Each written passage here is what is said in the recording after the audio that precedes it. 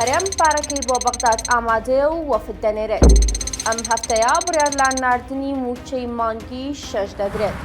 هەرێم پارەکەی بۆ بەغدا ئامادە کردووە و سەرچاوێکی ئاگادار لە وەزارەتی جارایی و ئابووری حکوومەتی هەرێمی کوردستان ڕایگەیاند. هەرێم بڕی 120 ملیارد دیناری لە داهاتە نانۆتیەکانی ئامادە کردووە وەک هەنگاوێکی کردجاری بۆ یەکلاییکردنەوەی پرسی موچە لەم هەفتەیەدا. هاوکات هەوڵا دیپلۆماسیەکانیش چڕکراونەتەوە و بڕیارە لە ماوەی 48 کاتژمێری داهاتوودا دوو وەفدی باڵای هەرێم سەردانی بەغدادی پایتەخت بکەن. ئامانجی سەرەکی وەفدەکان کۆبوونەوەیە لەگەڵ وەزارەتی جارایی عێراق و پێشکەشکردنی راپۆرتێکی ورد و شەفاف لەبارەی داهات و خەرجیەکانی هەرێم کە ئەمە مەرجێکی سەرەکی بەغدایە بۆ ناردنی شایستە داراییەکان.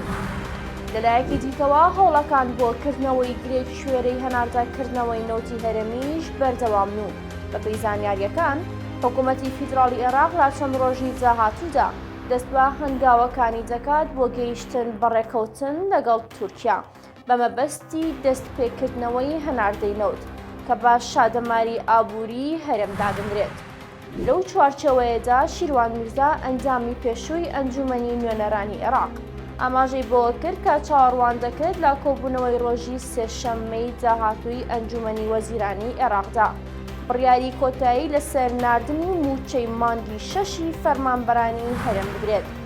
شیروان میرزا ئاماژەشی بۆ کرد سەرکەوتنی سەردانی وەفدەکەی هەرێم بۆ بەغدا و دەستپێکردنەوەی هەناردەینەوەت هەتاوەکو ڕۆژی سێشەممە ڕێگا بۆ ناردنی موچە خۆش دەکات و کۆتایی بەم چاوەڕوانیە دەهێنێت.